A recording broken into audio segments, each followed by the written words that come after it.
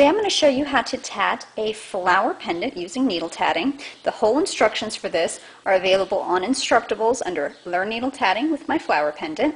You may notice I've done this video before, but this time with talking. What you need is a tatting needle, some thread, size 5 and size 10 crochet cotton. I'm going to go ahead and do this slow to begin with so you can see how the double stitches formed.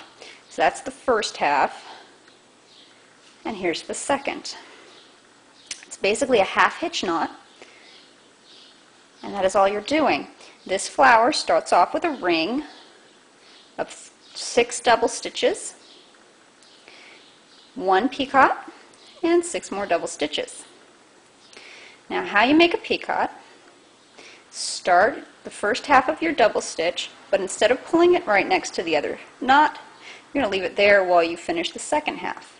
Then pull them together, and this leaves you this little loop called a picot. We use that for joining rings and chains together. So you go ahead and finish up your ring with 6 more double stitches.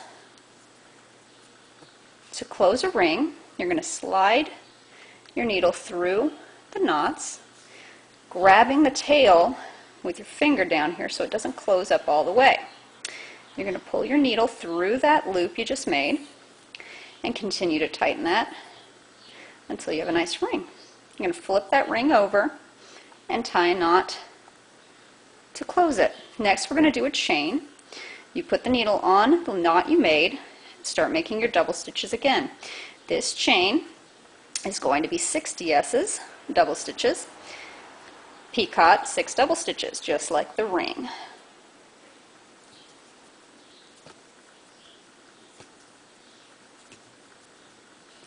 When you finished your chain, to pull that off, same way you did with the ring, and instead of grabbing that loop, you just pull it right through. You're going to notice that it curls up like that, and that's kind of what you want it to do. Flip it over and tie that. This is going to be followed by another ring, exactly the same as the first. Now we're going to join these together. You can use a crochet hook for this by putting that through the loop and pulling up the thread, or you can just use the tip of your needle like I do, and you're just pulling up your working thread to attach it to the first ring, and then you finish your ring.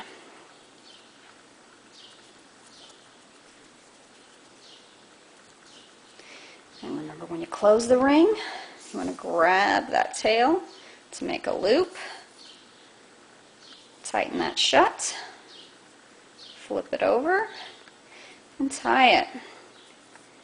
Now this pattern has 5 rings and 5 petals or chains on the outside.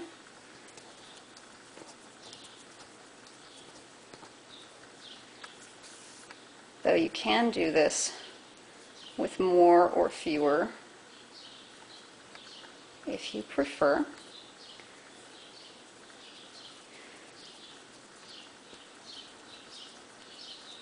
Obviously I'm going fast now because you've already seen how they're formed.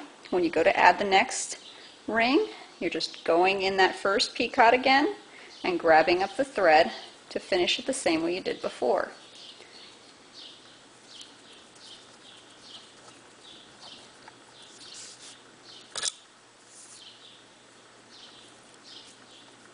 And now you can actually start to see the flower forming.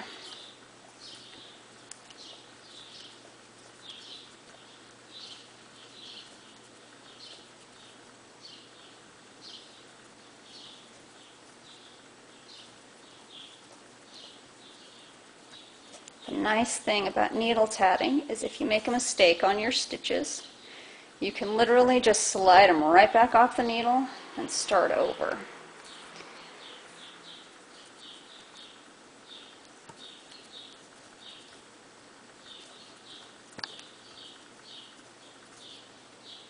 You might want to pull the rings apart a little bit just so you can get a hold of that picot when you're adding the last couple of rings to the center.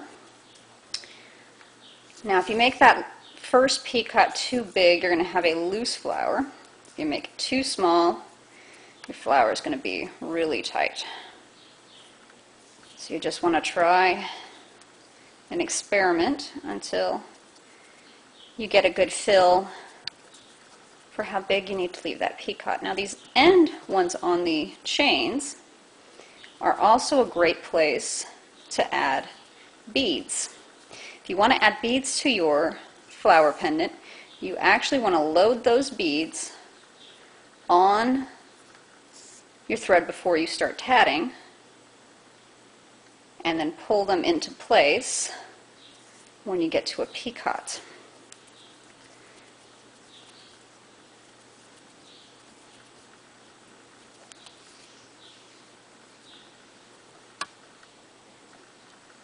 You also might notice, as you get closer to ending your pendant, that it is terribly warped looking.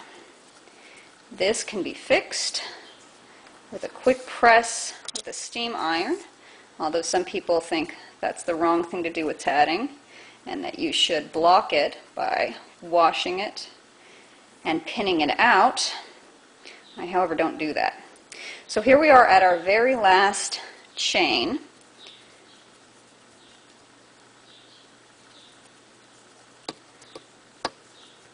I'll show you how to finish up